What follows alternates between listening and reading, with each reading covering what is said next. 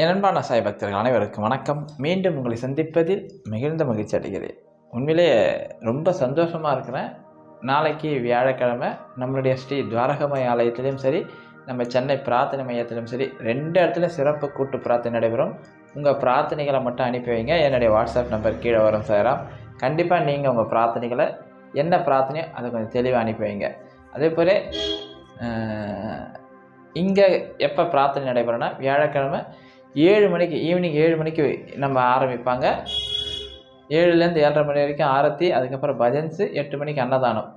நம்மளுடைய ஸ்ரீ துவாரகமாயில் 6 மணிக்கு அப்பாவுக்கு அபிஷேகம், 6:30 மணிக்கு பஜன்ஸு, அங்கேயே 7 மணிக்கு ஆரம்பித்து 7:30 மணி வரைக்கும் நம்மளுடைய ஆரத்தி முடிஞ்சிட்டு 8 மணிக்கு அங்கே அன்னதானம் நடைபெறும். 2 இடத்துல சிறப்பான அன்னதானம் நடைபெறும். இந்த அன்னதானத்துக்கு நீங்கள் ஏதாவது உதவி செய்யணும்னு நினச்சிங்கன்னா பக்கத்தில் வர வாட்ஸ்அப் நம்பருக்கு உங்களால் முடிஞ்ச உதவிகளை செய்யலாம். கண்டிப்பாக அப்பாவுக்கு கோடி நன்றிகள். நான் கூட ஒரு 2 நாள் முன்னாடி ஒரு வீடியோ போட்டேன். பாபா நம்ம ஆட்சியில் அவ்வளோ அழகாக முகம் தெரிஞ்சுது. சாய்பாபாவை நீங்கள் பார்க்கணுமா? அதுக்கு யாருக்காவது ஆசை இருந்தால் கேளுங்க, நான் சொல்கிறேன்னு. உண்மையிலே நிறைய பேர் என் வாட்ஸ்அப்பில் அவ்வளோ பேர் சாயனா நான் பாபாவை பார்க்கணும் சாயனா, இதுக்கு என்ன வழி பண்ணணும், என்ன வழிமுறைகள் நிறைய பேர் கேட்டாங்க. நான் எல்லாருக்கும் விளக்கமாக ஒவ்வொரு முறையாக சொல்ல முடியாது. அதனால் ஒரு வீடியோவை போட்டுடலான்னு ஒரு முடிவு வந்தது.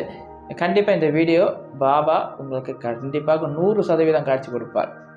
100% பாபா உங்களுக்கு காட்சி கொடுப்பார். நான் சொல்கிற வழிமுறையை மட்டும் நீங்கள் கடைப்பிடிச்சிங்கன்னா 100% பாபா கடைப்பிடிச்சார்.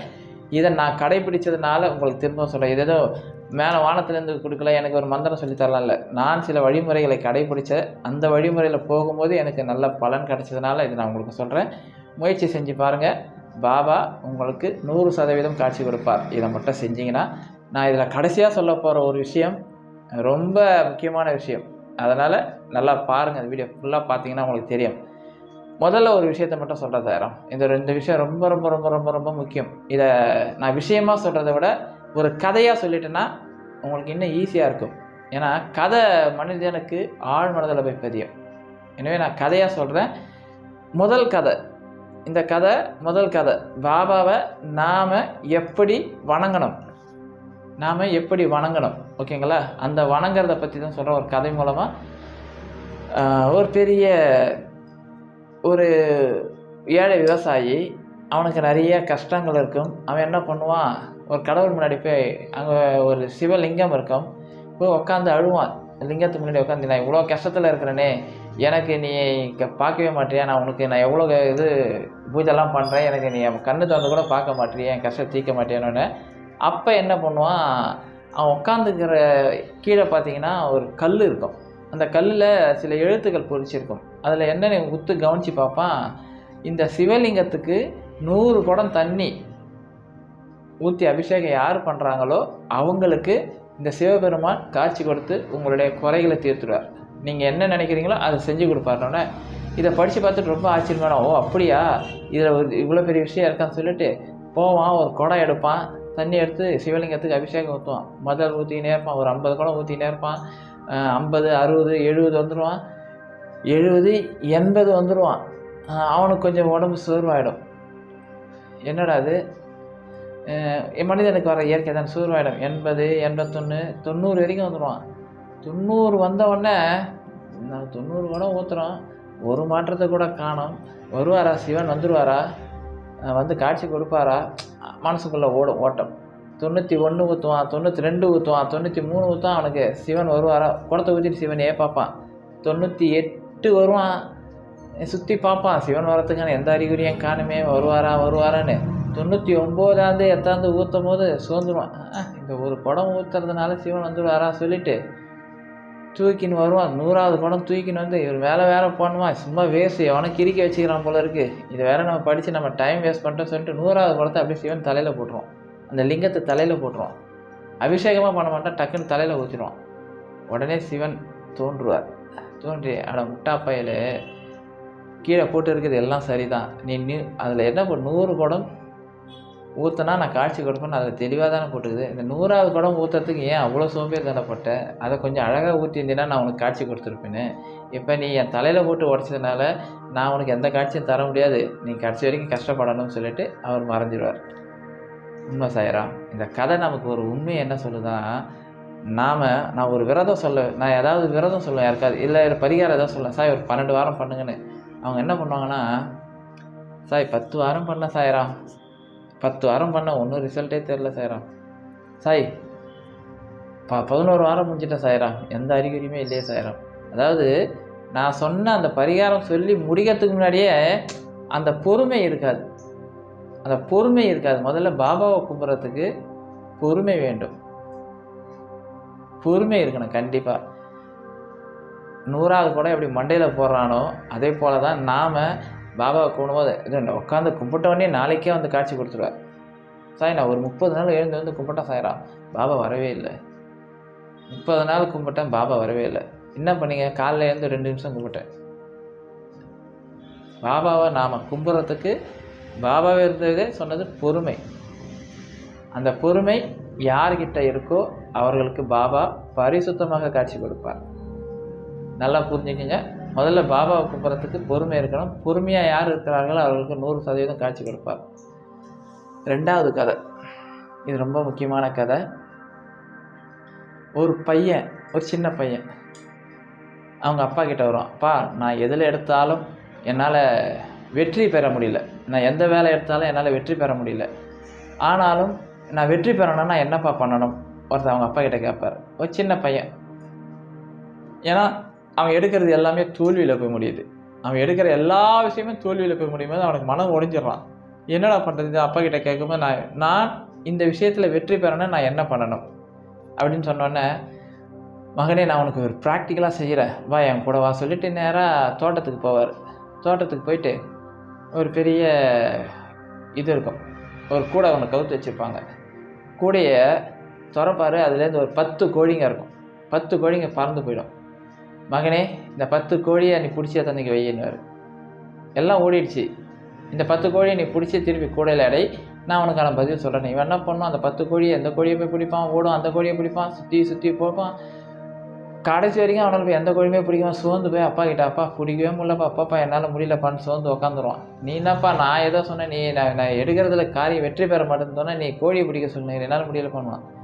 சரி மகனே 10 கோழி பிடிக்க வேணாம், அதுவும் அந்த சிகப்பு கடலில் கோழி இருக்குல்ல, சேவல் ஒன்று, அந்த கோழி மட்டும் பிடிச்சி எடுத்துன்னு வர்றாரு. சரிப்பான்னு போவான். இவன் அந்த சிகப்பு கலர் கோழின்னு சொன்னோடனே கரெக்டாக அந்த சிவப்பு கோழியை மட்டும் பார்த்து அது எங்கே போனாலும் விட மாட்டான். விரட்டினோடனே அந்த கோழி சோர்ந்துடும். சோர்ந்தோடனே அழகாக பிடிச்சாந்து கோழியில் கவுத்துருவான். உடனே அவங்க அப்பா சொல்வார், நீ ஏன் வாழ்க்கையில் வெற்றி பெறலை தெரியுமா? இதுதான் காரணம். எல்லா கோழியும் பிடிக்கிறேன்னு அந்த கோழியை பிடிக்கிறேன், உன்னுடைய எனர்ஜி வீணாகுது. கோழிங்கெல்லாம் நல்லா ஸ்ட்ராங்காக தான் இருக்கும், ஏன்னா அதுக்கு எனர்ஜி இருக்கும். ஏன்னா நீ ஒரு கோழியை விரட்டி விட்டுட்டு இன்னொரு கோழியை விரட்டிடுவ.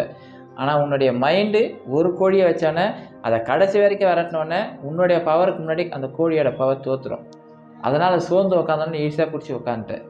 இதுதான் உன்னுடைய வெற்றிக்கு காரணம். நாம் ஒரு விஷயத்தில் வெற்றி பெறணும்னா நம்மளுடைய மைண்டை ஒன்றுத்தில் செலுத்தணும். ஒன்றுத்தில் தான் செலுத்தணும் 100%. அது கடவுளை நாம் அடைவதாக இருந்தால் கூட, கடவுள்கிட்ட நம்ம வெற்றி பெறணும், கடவுளை நம்ம பார்க்கணுன்னா நம்முடைய மனதில் முதல்ல ஒருநிலைப்படுத்தணும். உங்கள் மனசாட்சியை தொட்டு சொல்லுங்கள். பாபாவை கும்பிட்டு இருப்பாங்க, கொஞ்ச நாள் வராகி கும்பிட்டு இருப்பாங்க, அப்புறம் முருகர் கும்பிடுவாங்க, அப்புறமா வேறு ஏதாவது பார்த்தா இன்னொரு தெய்வத்தை, இல்லைன்னா சிவன், லிங்கம். இப்படி உங்கள் மனசாட்சியை தொட்டு சொல்லுங்கள். கிட்டத்தட்ட நீங்கள் எவ்வளோ வருஷமாக கும்பிட்டு இருக்கிறீங்க, இதில் உங்களோட மைண்டு எவ்வளோ தூரம் மாறி இருக்கும், உங்கள் மைண்டு எங்கெங்கே போயிருக்குன்னு யோசனை பண்ணுங்கள். நீங்களே யோசனை பண்ணி பாருங்கள். நான் பாபான்னு இல்லை, எந்த கடவுளாக இருந்தாலும் நீங்கள் மைண்டு மாறினீங்கன்னா எந்த கடவுளுமே உங்களை காட்சி கொடுக்க மாட்டார். 100% எந்த கடவுளுமே காட்சி கொடுக்க மாட்டார். நான் 13 வருஷம் 14 வருஷம் என்னுடைய வீடியோ நீங்கள் பார்த்துருப்பீங்க. பாபாவை பேசுவேன், எல்லா கோயிலுக்கும் போகிறது, ஆனால் என்னுடைய மைண்டு முழுவதுமே பாபாவாக தான் இருப்பேன். பாபாவை மட்டும்தான் நிறைய பேசியிருப்பேன். 3500 மேலே வீடியோ போயிட்டு இருக்கேன். அதை நான் வீடியோ கணக்கெலாம் பார்க்கறதில்ல. ஆனால் என்னுடைய வார்த்தைகளும் சரி, என்னுடைய செயல்களும் சரி, நான் பேசுகின்ற எல்லா வார்த்தைகளும் சத்குருவை மட்டும்தான் பேசியிருப்பேன். ஏன் என்னுடைய நோக்கம், ஏன்னா அவரையே என்னால் இன்னும் அவருடைய முழு விஷயத்தையும் நம்மளால் புரிஞ்சிக்க முடியல. என் ஆயுசு பத்தாது. உண்மையிலே ஒரு கடவுளை நான் முழுமையாக தெரிந்து கொள்ள என்னுடைய ஆயுஸ்லாம் பத்தாது. ஏன்னா அவர் சகலமும் நிறைஞ்சிருக்கிறார். நான் இப்போ கண்டுபிடிச்சிக்கிறது ஒரு கடுகு ஒரு மிளகு அளவு தான் பாபாவை பற்றி பேசியிருக்கிறேன். ஆனால் நீங்கள் அப்படி யாராவது இருக்கிறீங்களா? அப்படி யாராவது இருக்கிறீங்களா சொல்லுங்கள். உங்கள் மனசாட்சியோட தொட்டு சொல்லுங்கள். உங்கள் மனசாட்சிக்கே நான் விட்டுடுறேன் இந்த 2வது கதை.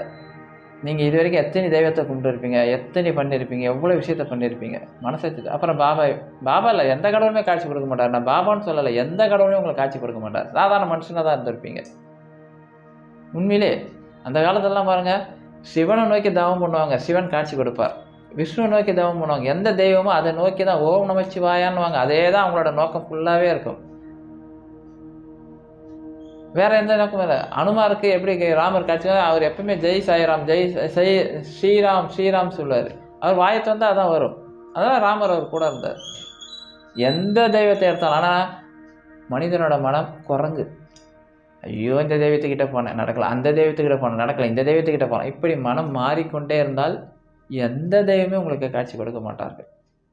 100% காட்சி கொடுக்க மாட்டார். நான் பண்ணவே சொல்கிறேன். நான் உங்கள் மனசாட்சிக்கு அதை விட்டுடுறேன். எத்தனை பேர் நான் பாபா மட்டும்தான் கும்பிட்டேன், எல்லா தெய்வம் தான் கும்பிடுவேன். ஆனால் என்னுடைய முழு நான் திருவண்ணாமலை போய்க்கிறேன், திருப்பதி போய்க்கிறேன், பெரியபாளையம் எல்லாத்துக்கும் போவேன். ஆனால் என்னுடைய மனம் முழுவதும் சத்குரு இருப்பார். என் மனம் முழுவதும் சத்குரு மட்டும்தான் இருப்பார். எவ்வளவோ தாண்டி வந்திருக்கணும்ல, சத்குரு வந்திருக்கிறார். அதுதானே. எனவே நாம் மனம் முழுவதும் யார் சத்குருவை நினைத்து கொண்டிருக்கிறார்களோ அவர்களுக்கு ஈஸியாக காட்சி கொடுப்பார். இது 2வது கதை. 3வது கதை ரொம்ப முக்கியமான கதை, கேளுங்க. அது ரொம்ப ரொம்ப முக்கியம். ஒரு பார்க்கில் அம்மா பையன், இன்னொரு அம்மா பையன், 2 அம்மா பையன் விளையாடின்னு இருப்பாங்க. அந்த பசங்க பார்க்கில், அதில் 2 பசங்க விளையாடினே இருக்கும்போது 2 பசங்க மரத்து மேலே ஏறிடுவாங்க. அங்கே ஒரு மரம் இருக்கும், மரத்து மேலே ஏறிடுவாங்க. அவங்க தெரியாமல் மேலே ஏறிடுவாங்க. பலமாக காற்றடிக்கும், மரம் இப்படி ஆடும். இப்படி ஆடும்போது பசங்களுக்கு பயம் வந்துடும். ஏன்னா ஆடுது, கீழே ஊந்துட போகிறாங்களான்னு. ஒரு அம்மா என்ன சொல்லுவாங்க, அவங்க பையனை பார்த்து, காற்று பலம் அடிக்குது மகனே, அந்த மரக்கிளையை இறுக்கமாக கட்டி பிடிச்சிக்கொண்டுவாங்க ஒரு அம்மா. இன்னொரு அம்மா என்ன சொல்ல, பார்த்து விழுந்துட போகிறேன்னுவாங்க. பார்த்துடா விழுந்துட போகிறேன்னுவாங்க. அவ்வளோதான் சொல்லுவாங்க 2வது அம்மா. 2வது அம்மா சொன்னாங்களே பார்த்துடா விழுந்துட போகிறேன்னு, அந்த பையன் தொப்புன்னு கீழே விழுந்துருவான். முதல்ல அம்மா சொன்னாங்கள்ல, அந்த பையன் இறுக்கமாக பிடிச்சின்னு இருப்பான், காற்றை அடிக்கிறது நின்றுடும், பொறுமையாக இறங்கி வந்துடுவான். இந்த அம்மா போய் கேட்பாங்க அந்த அம்மா கிட்ட, எப்படி 2 பசங்களும் மேலே ஏறினாங்க, ஆனால் என் பையன் மட்டும் கீழே விழுந்துட்டானே, உங்கள் பையன் ஏன் விழன்னு. முதல்ல என் பையன்கிட்ட நான் என்ன சொன்னேன் தெரியுமா, மரத்தை இருக்க பிடிச்சிக்கடான்னு சொன்னேன். அவன் இருக்க பிடிச்சிக்கினான். ஆனால் நீங்கள் என்ன சொன்னீங்க, விழுந்துடாதடா. நீங்கள் விழுந்துடாதடான்னு சொன்னோன்னா அவன் பயந்துட்டான். ஐயோ விழுந்துருவோமோன்னு ஒரு பயம் வந்துடுச்சு. ஆனால் என் பையனுக்கு அந்த பயம் இல்லை. இருக்க பிடிச்சிட்டா நம்ம தப்பிச்சிடுவோன்னு ஒரு நம்பிக்கை. நான் மரத்தை இருக்க பிடிச்சிட்டேன், நம்ம தப்பிச்சிடுவோன்ற நம்பிக்கையில் அவன் இறுக்கமாக பிடிச்சிட்டான். அதனால் அவன் விழலை. ஆனால் நீங்கள் விழுந்துடடான்னு சொன்னோடனே அவன் பயந்துட்டான். அந்த பயம் அவனை கீழே தள்ளி விட்டுடுச்சு. அவனுக்கு அந்த தைரியம் போயிடுச்சு. மனிதன் பயந்தால் இறைவனிடம் போக முடியாது. எப்படி ஒரு இக்கட்டான நேரத்தில் அவன் மரத்தை பிடிச்சி அவன் காப்பாற்றிக்கிறானோ, அதே போல் நமக்கு எவ்வளோ கஷ்டங்கள் வந்தாலும் இக்கட்டான நேரத்துலையும், நான் பார்க்காத கஷ்டங்களே இல்லை. நான் ஏற்கனவே சொன்னல, என் கஷ்டத்தெல்லாம் நீங்கள் பாதி கூட தாண்டி இருக்க மாட்டீங்க, பாதியில் கால்வாசி கூட நீங்கள் வந்திருக்க மாட்டீங்க. எவ்வளோ கஷ்டம் வந்தாலும் குருவே சரணம்னு அவர் காலை பிடிச்சேன். எவ்வளோ கஷ்டம் தாங்கிட்டு போகலாம். ஏன்னா நீ தான், எனக்கு வேறு யாரும் இல்லை. இருக்க பிடிச்சிக்கினேன். கீழே விழுந்துருவோம் நிறைய பேர் நினச்சாங்க. நிறைய பேர் ஓப்பனாக சொன்ன, நிறைய பேர் சாய்ராம் கீழே விழுந்துருவாருன்னு. நான் பயப்படல. எவ்வளோ கஷ்டம் வந்தாலும் எந்த துன்பம் வந்தாலும் நீ தான்ப்பா அப்படின்னு அவர் பாதத்தை இருக்க பிடிச்சி கொண்டேன். 100% இருக்க பிடிச்சேன். உண்மையிலே சொல்கிறேன். வேறு யாராக இருந்தால் பாபாவை எப்பயோ தூக்கி போட்டு போயிருப்பாங்க. பாபாலாம் தெய்வமாக திட்டிருப்பாங்க. நான் எவ்வளோ கஷ்டம் வந்தாலும் அந்த மரத்தை எப்படி அந்த பையன் இருக்க பிடிச்சானோ அப்படி இருக்க பிடிச்சேன். அதனால தான் பாபா நம்ம கூட இருக்கிறார், நம்மளுடைய சொல்கிறத கேட்குறார். இந்த பயம் உங்கள் கிட்டே இருந்ததுன்னா பாபாவை பார்க்க முடியாது. ஏன்னா நிறைய பேர் சின்ன சின்ன விஷயத்துக்கெல்லாம் பயப்படுறாங்க. ஐயோ கடவுள் என்ன கை விட்டுருவாரோ, பாபாவை கும்பிட்ட சாய்ராம் 5 வருஷமாக என்னை விட்டுட்டார் சாய்ராம்னுவீங்க. நான் 12 வருஷமாக கும்பிட்றேன் சாய்ராம், நான் 5 வருஷமாக கும்பிட்றேன் சாய்ராம், பாபா என்னை கை விட்டுட்டார் சாய்ராம். இப்படி புலம்புனவங்க தான் நிறைய பேர். சின்ன சின்ன விஷயத்துக்கெல்லாம் புலம்புவாங்க. பயந்தா கடவுள் இந்த பாபான்னு சொல்லலை, எந்த கடவுளுமே வரமாட்டார். எந்த கடவுளை கும்பிட்டாலும் சாய்ராம், கஷ்டங்கள் வரும் போகும். ஆனாலும் அந்த அந்த அந்த ஒரு குறிப்பிட்ட தெய்வத்தை இருக்க பிடிச்சு கொள்ள வேண்டும். எனக்கு பிடிச்ச ஒரு சத்குரு நான் சொல்கிறேன். உங்களை வந்து நீங்கள் பாபாவை கும்பிடுங்கன்னு யாரையும் நான் சொல்ல போகிறதில்ல. ஏன்னா அவரவர் விதிப்பயன் அவரவர் அனுபவிச்சு தான் ஆகணும். இதுதானே உண்மை. அவரவர் விதிப்பயனை அவரவர் அனுபவிச்சாக வேண்டும். அந்த விதியை மாற்றத்துக்கு பாபாவை இருக்க பிடிச்சிருப்போம், அவ்வளோதான். இந்த 3 கதை உங்களுக்கு ரொம்ப சுவாரஸ்யமாக இருந்திருக்கும். இன்னும் நிறைய விஷயங்கள் இருக்குது. நான் ஏதோ மந்திரம் சொல்லி கொடுப்பேன், அது மாதிரி நம்ம உட்காந்து பாபாவை கும்பிடலான்னு யாராவது நினச்சிங்கன்னா அது பெரிய தவறு. ஏன்னா இவர் பாபாவை ஒரு மந்திரத்துக்குள்ளே கட்டுப்படுத்த முடியாது, ஒரு சடங்குக்குள்ளே கட்டுப்படுத்த முடியாது. அவர் சடங்குகளுக்கும் எல்லாத்துக்கும் அப்பாற்பட்டவர். கூப்பிட்ட குரல் ஓடோடி வரக்கூடியவர். கூப்பிட்ட குரலுக்கு ஓடோடி வருவார். இவர் உட்காந்து சாய்ராம் நான் பிரம்ம முகூர்த்த நேரத்தில் உட்காந்து பிரார்த்தனை பண்ணலாம் அவசியம் இல்லை. நான் சொன்ன விஷயம் யார் அதை செய்கிறார்களோ கண்டிப்பாக பாபா காட்சி கொடுப்பார். 100% காட்சி கொடுப்பார். நான் சொன்ன இந்த 3 கதையை நீங்கள் திருப்பி திருப்பி போட்டு கேளுங்க. நீங்கள் எங்கே தப்பு பண்ணியிருக்கிறீங்கன்னு தெரியும் உங்களுக்கே. கடவுள் எல்லா கடவுளும் அவங்க தெளிவாக இருப்பாங்க. மனிதன் தான் தப்பு பண்ணுவான், மனிதன் மட்டும்தான் தப்பு பண்ணுவான். கடவுள் எல்லோரும் தெளிவாக இருப்பார்கள், மனிதன் நாம தான் தப்பு பண்ணுவோம். அப்புறம் கடவுளை குறை சொல்லுவோம். உண்மையிலே ரொம்ப எளிமையான மந்திரம். இப்போ கூட எனக்கு தெரிஞ்ச ஒரே மந்திரம் தான் தவிர, பாபா கிட்ட கும்பிட்றவங்களே நிறைய பேர் சாய்ராம் இதுக்கு ஒரு மந்திரம் இருக்குது, அதுக்கு ஒரு மந்திரம் இருக்குது, இதெல்லாம் சொல்லாமா? நான் அப்படி இது வரைக்கும் சொன்னதே இல்லை. நீங்கள் என்னுடைய எல்லா லிஸ்ட்டும் இது பண்ண எதை புதுசாக மந்திரம் சொல்லி கொடுத்துங்கன்னா பாருங்கள், எந்த மந்திரம் சொல்லணும். எனக்கு தெரிஞ்ச என் காதில் ஒரு மந்திரம் சொன்னார். முதல் மந்திரம் ஓம் சாய், ஸ்ரீ சாய், ஜெய் ஜெய் சாய். இதை தவிர நான் இது வரைக்கும் உங்ககிட்ட எதாவது சொல்லியிருப்பேன்னா பாருங்கள். எந்த மந்திரத்தையும் யார்கிட்ட சொன்னதில்லை. இப்போ வரைக்கும் உங்ககிட்ட நான் சொல்லியிருக்க மாட்டேன். நம்ம பிரார்த்தனை மையத்திலையும் சரி, அங்கேயும் அதை தான் நம்ம பிரார்த்தனையாக சொல்லுவோம். ஓம் சாய், ஸ்ரீ சாய், ஜெய் ஜெய் சாய். இந்த மந்திரம் மட்டும்தான் எனக்கு தெரியும். இந்த ஒரே மந்திரத்தை தான் உட்காந்து பேசுவேன் நான். சாய்ராம் அதுக்கு ஒரு மந்திரம் இருக்குது சாய்ராம், நோய் தீரத்துக்கு ஒரு மந்திரம் இருக்குது சாய்ராம், அதுக்கு ஒரு மந்திரம் இருக்குது சாய்ராம். எந்த மந்திரம் நான் படிக்கிறது? எந்த மந்திரம் படித்தாலும் எல்லாம் ஒன்று தானே வருது, எல்லாம் ஒன்று தானே. யோசனை பண்ணி பாருங்கள். இதுதான் உண்மை. மற்றபடி எப்பயுமே நம்ம கடவுளை பார்க்கறதுனா அதிகாலையில் எழுந்து உட்காந்து பிரார்த்தனை பண்ணால் ரொம்ப நல்லது. அதை தெளிவாக இன்னும் புரிஞ்சுங்க. அதிகாலை பிரம்ம முகூர்த்த நேரத்தில் பிரார்த்தனை பண்ணுறது ரொம்ப ரொம்ப ரொம்ப நல்லது கடவுளை பார்ப்பதற்கான. ஏன்னா சூரியனும் சந்திரன் மறையும் சூரியன் எழும், இந்த இடைப்பட்ட பகலாக இரவாக இல்லாத நேரத்தில் எல்லா தெய்வத்தையும் கும்பிடும்போது அதுக்கு பவர் சக்தி அதிகம். ஆனால் நமக்கு உடம்பு ஒத்துழைக்காது. அதையும் ஓப்பனாக சொல்லிடுறேன், உடம்பு ஒத்துழைக்காது. 1 மாதம் பண்ணுவீங்க, இல்லை 2 மாதம் பண்ணுவீங்க. நான் கிட்டத்தட்ட 13 வருஷமாக பண்ணின்னு இருக்கேன். ஏன்னா நான் 12 மணிக்கு படுத்தேன்னா 4 மணிக்கு மேலே என்னால் தூங்க முடியாது. எழுந்துரும். எழுந்து நேராக பூஜை ரூமுக்கு போயெல்லாம் உட்கார மாட்டேன். ஏன்னா பூஜை ரூம்லாம் இப்போ நான் அங்கே கோயிலில் கட்டு பூஜை ரூம்லாம் அங்கே இருக்காது. பாய் எடுத்து வாரம் போட்டு முகம் கைக்கால கேட்டு உட்காந்து இடத்துல அங்கே பாபா உருவாக்கிப்பேன். பாபா அங்கே உட்காந்து ஐயோ பாபா பார்த்து தான் பண்ணலை, அவர் மனசில் நினச்சேன்னா அவர் மனசு தான் உள்ளம் ஃபுல்லாக இருக்குது. அவரை நினச்சி ஒரு மந்திரத்தை சொல்ல ஆரம்பித்தேன். ஓம் சாய், ஸ்ரீ சாய், ஜெய் ஜெய் சாய். எல்லாரும் மந்திரம் சொல்லி, எல்லாரும் சில பிரார்த்தனைகள் சொல்லி, அந்த பிரார்த்தனைகள்லாம் சொல்லி சாயப்பா இந்த பிரார்த்தனை அவங்ககிட்ட சொல்லி, இந்த அதிகாலை நேரத்தில் நீங்கள் இங்கே உட்காந்துருக்குறீங்க எனக்கு முன்னாடி, நான் உங்கள் கூட சொல்லின்னு இருக்கிறேன். ஏன்னா அவங்க போட்ட முன்னாடி தான் உட்காரணும்னு அவசியம் இல்லை. என்னுடைய ஒவ்வொரு நாளும் காலையில் அந்த வேலை பிரார்த்தனை பண்ணிவிட்டு அதுக்கப்புறம் தான் என் வேலையே நடக்கும். அதுக்கப்புறம் தான் எல்லா வேலையும் நடக்கும். நீங்கள் நான் 1 மாதம் பண்ண சாய்ராம், 3 மாதம் இப்போ பண்ண முடியல சாய்ராம், உடம்பு ஒத்துழைக்கலை சாய்ராம், உடம்பு வலிக்குது சாய்ராம், முடியல சாய்ராம் சொன்னவங்க நிறைய பேர். ஒரு 3 மாதம் பண்ண சாய்ராம், அதுக்கப்புறம் கடவுள் வர மாதிரி தெரில, ஆனால் பண்ணும்போது நல்லா இருந்தது சாய்ராம் இப்படி சொல்ல. நான் பண்ண பிரம்ம முகூர்த்த நேரத்தில் அப்போ எல்லாம் நல்லதே நடந்தது. ஆனால் என்னால் தொடர்ந்து பண்ண முடியல சாய்ராம், வேலைக்கு போகிறாங்க அது வராங்க சாய்ராம், அது டிஸ்டர்பன்ஸ் ஆகுது அப்படி சொன்னவங்க நிறைய பேர். இப்படி நான் சொன்ன இந்த பாயிண்டெல்லாம் புரிஞ்சு பாருங்கள். இதுதான் நம்ம கடவுளை பார்க்கறதுக்கான ஒரு வழி. இதை விட கடைசியாக ஒரு வழி சொல்கிறேன்ல, உண்மையிலே சொல்கிறேன் சாய்ராம், சிரிப்பாக இருக்குது எனக்கு. உண்மையிலே எனக்கு சிரிப்பாக இருந்தது. நிறைய பேர் என்கிட்ட கடவுளை நான் பாபாவை நேராக பார்க்கணுன்னு சொன்னாங்கல்ல. உண்மையிலே நான் சிரித்தேன், நான் மனசுக்குள்ளே சிரிச்சிக்கினேன். நம்ம அவங்கக்கிட்ட எல்லார்கிட்டையும் சாய் நீங்கள் எவ்வளோ வருஷமாக? நான் 7 வருஷமாக கும்பிட்றேன் சாய். நீங்கள் நான் 5 வருஷம், நான் 3 வருஷம், 8 வருஷம், இப்போ நான் 6 மாதம் இப்படி சொன்னவங்க நிறைய பேர். 6 மாதம் சொன்னாங்க விட்டுருங்க பரவாயில்ல, ஏன்னா அவங்களுக்கு தெரியாது பாபாவை பற்றி. 5 வருஷம், 6 வருஷம், 7 வருஷம் கும்பிட்றவங்களும் எனக்கு இந்த பாபாவை நான் பார்க்கணுன்னு சொல்லும்போது உண்மையிலே சிரித்தேன் நான். ஏன் சிரிச்சேன் தெரியுமா?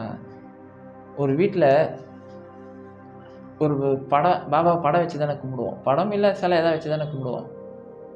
சத்தியமாக சொல்கிறேன், இவர் உயிரோடு இருக்கிறான்னு நினச்சி தான் நான் கும்பிட்றது. ஒவ்வொரு நாளும் இவர் உயிரோடு இருக்கிறான்னு நினச்சி தான் கும்பிடுவேன் நான். இது சிலையாக நான் பார்க்க மாட்டேன். நான் டெய்லி பாபாவை பார்க்குறேன்னு சொன்னது எப்படி? டெய்லி நமக்கு காட்சி கொடுத்துட்டே இருப்பாரா? டெய்லி காட்சி கொடுப்பாரா பாபா? இவரெல்லாம் உயிரோடு உட்காந்துருக்கிறார். யாராவது ஒருத்தராவது என்கிட்ட சாயனா, நான் டெய்லி பார்க்குறேன் சாயனா, நான் தான் எங்கள் வீட்டில் பாபா உயிரோடு உட்காந்துருக்கிறாரு, அவருக்கு நான் தானே அபிஷேகம் பண்ணுறேன், நான் தானே அவருக்கு எல்லாம் பண்ணுறேன், நான் தானே சாப்பாடு வைக்கிறேன், எங்கள் வீட்டில் சாப்பிட்றாரு, அவர் உயிரோடு இருக்கிறார். இப்படி யாராவது ஒருத்தர் சொல்லுவாங்கன்னு நினச்சி பார்த்தேன் சாரா.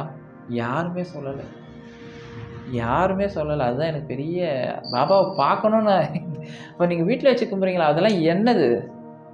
படம், பேப்பர், இது கல் சிலை, அப்போ அந்த மைண்ட் செட்லேயே கும்பிட்றீங்கன்னு எனக்கு புரியல சாரா. எப்படி நீங்கள் அப்படி கேட்குறீங்கன்னு எனக்கு புரியல. உண்மையிலே எப்படி அதை கேட்டிங்கன்னு கூட என்னால் புரியல. எனக்கு அந்த யாராவது ஒருத்தர் சொல்லுவாங்கன்னு நினச்சேன். யாருமே அதை சொல்லலை. என் வீட்டில் பாபா உயிரோடு உட்காந்துருக்கிறார் சார், டெய்லி நான் அவருக்கு அபிஷேகம் பண்ணுறேன்னு யாருமே சொல்லலை. எப்படி? அப்போ யார் இவர்? டெய்லி நீங்கள் கும்பிட்டீங்களா? கல்லுக்கா கும்பிட்டீங்க? இல்லை வெறும் பேப்பர் படமாக இருக்கா அதுக்காக கும்பிட்டீங்க? அதுக்காக நீங்கள் பூஜை பண்ணீங்க? எப்படி நீங்கள் எப்படி சொல்கிறீங்கன்னு எனக்கு தெரியல. பாபா உயிரோடு இருக்கிறார் சார். அவங்க ஒவ்வொரு நாளும் வீட்டில் உட்காந்துருக்கும் உயிரோடு இருக்கிறார். உங்களுக்கு புரியல. அதை நீங்கள் அதை பார்க்கலை. அதுதான் உண்மை. நீங்கள் அதை கண் திறந்து பார்க்கலை, அகக்கண்ணால் பார்க்கலை, வெறும் மேலோட்டமாக ஏதோ கும்பிட்றோம் பாபா 8 வருஷமாக. யாராவது அந்த வார்த்தை சொல்லலாமா? அப்போ அவர் வெறும் சிலையா? இல்லை அவர் வெறும் சிலையா? அந்த கண் வச்சுன்னு பாபா கண்ணா நான் பார்ப்பேன், உயிரோடு இருக்கிற கண்ணா பார்ப்பேன் சார். அவரை ஒவ்வொரு நாளும் அப்படி தான் நான் பார்த்துப்பேன். அவர் பூஜை பண்ணும்போது பேசுறது. இப்போ நம்ம பேசுறதுல என்ன விஷயம்? நம்ம பிரார்த்தனை என்ன வெறும் கல்லுக்கிட்டே சொல்லின்னு இருக்கிறோம். எனக்கு ஆச்சரியமாக ஆயிடுச்சு உண்மையில. எப்படி இதை விட்டீங்க? யாராவது ஒருத்தர் சொல்லுவாங்களான்னு பார்த்தேன், யாருமே சொல்லலை. எனக்கு பெரிய ஆச்சரியமாக இருக்கும். எப்படி தான் என் மக்கள் இப்படி இருக்கிறாங்கன்னு எனக்கு பெரிய ஆச்சரியமான விஷயம் சாயிரா. நான் நொந்து நூலாயிட்டேன். உங்கள் வீட்டில் இருக்கிற ஒவ்வொரு பாபாவுக்கும் உயிர் இருக்கிறது. அதை நல்லா புரிஞ்சுக்குங்க சாயிராம். அவர் தனியாக காட்சி கொடுக்கணும்னு அவசியமே இல்லை. உங்கள் வீட்டில் இருக்கிறார்ல ஒரு பாபா, அதுக்கு உயிர் இருக்கிறது. பாபா சிலை உடஞ்சா பயப்படுறீங்கல்ல, ஐயோ சாயனா பாபா சிலை உடஞ்சிச்சு எதாவது எனக்கு ஆகிடுமான்னு பயப்படுறீங்கல்ல. உயிர் இருக்குன்னு தானே பயப்படுறீங்க. நான் உயிர் இருக்குன்னு பயப்படுறேன். அங்கே ஒவ்வொரு பாபாவுக்கும் உயிர் இருக்குது. அதுக்கு தான் ஒவ்வொரு பாபாவுக்கும் ஆரத்தி காட்டுறோம். ஷீரடியில் தான் உட்கிறது பாபாவா? இவர் பாபா இல்லையா? இவர் எவ்வளோ பிரச்சனையை தீர்த்துருக்கிறாரு. உங்கள் வீட்டில் இருக்கிறதெல்லாம் உயிரோடு இருக்கிற பாபா சாயிராம். பாபாவை கும்பிட்றீங்களே, அவர் உயிரோடு உட்காந்துருக்கிறார். அவர் முகத்தை பாருங்கள். தனியாக வந்து உட்காந்து தெரிய மாட்டார், தனியாக தெரியவே மாட்டார். நம்ம துவாரகமாயில் ஏன் உட்காந்தாருன்னா, அன்றைக்கி பூஜை பண்ணோம், அதை ஏற்றுங்கடான்னு வந்து பாறையில் காமிச்சார். அப்போ அந்த பாறையில் காட்டில் நாங்கள் பாபா இல்லைன்னு நான் நினச்சிருக்கிறோம். நான் ஒரு நாள் கூட அப்படி நினச்சதில்லை. உங்களுக்கு பாபா பாறையில் தெரிகிறாரான்னு தான் காமிச்சேன் நான். அவ்வளோ பெரிய உருவம் உட்காந்துன்னு அவருக்கு ஆரத்தி பண்ணி அவருக்கு மாலை போட்டு அவருக்கு ட்ரெஸ் பண்ணுறோமே. குளிப்பாட்டும் போது கூட பேபி சோப் போட்டு குளிப்பாட்டுறோம். நான் ஏற்கனவே ஒரு வீடியோ போட்டேன், ஒருத்தங்க பாபா சிலையை பண்ணுறதுக்கு ப்ளீச்சிங் பவுடர் போட்டு சபீனா போட்டுலாம் கந்த நான் திட்டினேன் அப்பயே, இந்த வீடியோ எப்படி போடுறாங்கன்னு. பாபாவை வெறும் கல்லாக பார்த்து நீங்கள் க்ளீன் பண்ணியிருப்பீங்க. அந்த ஒரு வீடியோ ஏற்கனவே பார்த்துருப்பீங்க. உங்கள் வீட்டில் ஒவ்வொரு வீட்லையும் பாபா உங்கள் வீட்டில் உயிரோட உட்காந்துருக்கிறார். பாபா டெய்லி உங்களை பார்த்துன்னுக்கிறார். நீங்கள் தான் அவர் சிலையாக பார்த்துருக்கிறீங்க. எவ்வளோ ஒரு பிரச்சனை. மைண்டை முதல்ல அப்படி மாற்றுங்க சாயிராம். அவர் உண்மையிலே உயிரோட உட்காந்துருக்கிறார். நீங்கள் தான் அதை பார்க்கல. பாபாவை தனியாக போய் பார்க்கணும் தயவு செஞ்சு எண்ணாதீங்க. அப்படி பார்த்தீங்கன்னா பாபாவில் எந்த தெய்வத்தையுமே பார்க்க முடியாது. உங்ககிட்ட ஒரு கிருஷ்ணர் பொம்மை ஏதாவது கொடுத்து கல்லை தூக்கி அடிப்பினா உடைப்பீங்களா? உடைக்க மாட்டீங்களா? ஏன்? அது சிலையாக பார்க்குறா. அவர் கிருஷ்ணராக நினைக்கிறீங்க இல்லை? பாபா சிலையை கொடுத்து தூக்கி போட்டு உடனே உடைப்பீங்களா? உடைக்க மாட்டீங்க. ஐயோ நமக்கு பெரிய பிரச்சனை இல்லை. ஏன்? அதுதான் உண்மை. அவர் உயிரோடு உட்காந்துருக்கிறார் உங்கள் வீட்டில். நீங்கள் பேசுறதை கேட்டுன்னுக்கிறார். நீங்கள் என்ன சொல்ல போகிறீங்கன்னு புரிஞ்சுன்னு இருக்கிறார். அப்புறம் எப்படி தனியாக வேறு பார்க்கணும் யோசனை பண்ணுறீங்க? தனியாக கனவுல வந்து தோன்றி அப்படியே நல்லா இருக்கிறாயா இந்த படத்தெல்லாம் சொல்கிற மாதிரி சொல்லுவார்னு நினச்சி பார்த்துன்னு இருக்கிறீங்களா? எவ்வளோ தப்பாக நினைக்கிறீங்க சார். உண்மையிலே எனக்கு ஆச்சரியமாக இருந்தது, யாரோ ஒருத்தர் சொல்லுவாங்களான்னு. உண்மையிலே பாபா ரொம்ப கிரேட். உண்மையிலே ரொம்ப கிரேட் பாபா. நான் நிறைய விஷயம் பேசணும், வீடியோ பத்தாது எனக்கு. ஏன்னா 1/2 மணி நேரம் நான் பேசினதே இல்லை. இது என்னுடைய ஆதங்கம். கடவுள் கண்டிப்பாக உங்கள் கூட இருக்கிறார். நான் சொன்ன வழிமுறையை கடைபிடிச்சா பாபா உங்கள் கூட இருப்பார். யார் யார் வீட்டில் பாபா வீட்டில் சிலையாவோ படமாவோ ஏதோ ஒரு ரூபத்தில் இருந்தால் அங்கே 100% உயிரோடு இருக்கிறார். அவர் முகத்தை பாருங்கள், அதுதான் உங்களுக்கு காட்சி கொடுக்கறது. மீறி எங்கேயும் காட்சிலாம் கொடுக்க மாட்டார். மீறி எங்கேயெல்லாம் காட்சி கொடுக்க மாட்டார். ஏன்னா அது உங்களுடைய தேடணும். அதெல்லாம் நீங்கள் போய் தேட வேண்டிய அவசியமே இல்லை. அவர் உங்கள் வீட்டில் உயிரோட உட்காந்து பார்த்துன்னுக்கிறார். அதை தவிர வேறு எப்படி காட்சி கொடுப்பார் சொல்லுங்கள்? எப்படி கொடுப்பார்? நல்லா சிந்திச்சு பாருங்கள். பாபா உங்கள் வீட்டில் உயிரோட இருக்கிறார். பேசுங்க, அவர் கூட பேசுகிறாரு. அவர் பேசுறது தான் உங்கள் காதில் கேட்கலையா? நான் தான் பல முறை சொல்லிட்டேன். சச்சரித்தை படித்தா தானே உங்கள் காதில் கேட்கும். அவர் பேசுறது அப்போ தானே உங்களுக்கு புரியும்.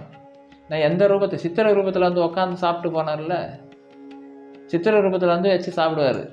ஐயோ பாபாவே நேரம் வந்து உட்காந்து சாப்பிடுவார்னு நாங்கள் எல்லாம் எதிர்பார்த்தாங்க. எந்த ரூபத்தில் வந்தார் அவர்? சித்திர ரூபத்தில் படம் எடுத்து வச்சாங்க, அதுக்கு தானே சாப்பாடு போட்டாங்க. இதுதானே உண்மை. சச்சரிதை படித்தா இது எல்லாமே தெளிவாக புரிஞ்சிக்கலாம் தயாராங்க. ஓகேங்களா? ரொம்ப பேசிட்டேன் போல இருக்குது. இது என்னுடைய ஆதங்கம். பாபா யாருக்கு புரியுங்களோ எல்லார் வீட்டிலும் பாபா உயிரோடு இருக்கிறார், உயிரோட காட்சி கொடுத்துருக்கிறார். நீங்கள் வெளியே போய் தேட வேண்டாம். உங்கள் வீட்டில் இருக்கிறவர் தான் உங்களுக்கு காட்சி கொடுக்குறார் என்பதை மிக தாழ்மையோடு தெரிவித்துக் கொள்கிறேன். நான் ஏதோ தவறாக பேசியிருந்தால் தயவு செஞ்சு மன்னிக்குங்க. ஏன்னா எனக்கே எல்லாம் தெரியாது. எனக்கு தெரிந்த விஷயங்களை உங்களோட நான் பகிர்ந்து கொண்டேன். பாபாவை உயிரோடு பார்க்கணும், அவர் காசியை பெறணும். நான் சொன்ன வழிமுறைகளை ஈஸியாக கடைபிடிச்சிக்கோங்க. ரொம்ப எளிமையான வழி. பாபா கூப்பிட்ட குரலுக்கு ஓடோடி வரக்கூடிய தெய்வம். குருவர்கள் இல்லை என்றால் இறையர்கள் கண்டிப்பாக கிடைக்காது. குருவை பிடிச்சிங்கன்னா தான் இறைகிட்டே போக முடியும், இறைவன்கிட்டே நம்ம போக முடியும் என்பதை உணர்ந்து இந்த குருவை இருக்க பிடிச்சு கொள்ளுங்கள். வாழ்க்கையில் மிகப்பெரிய வெற்றி உங்களை தேடி வரும்.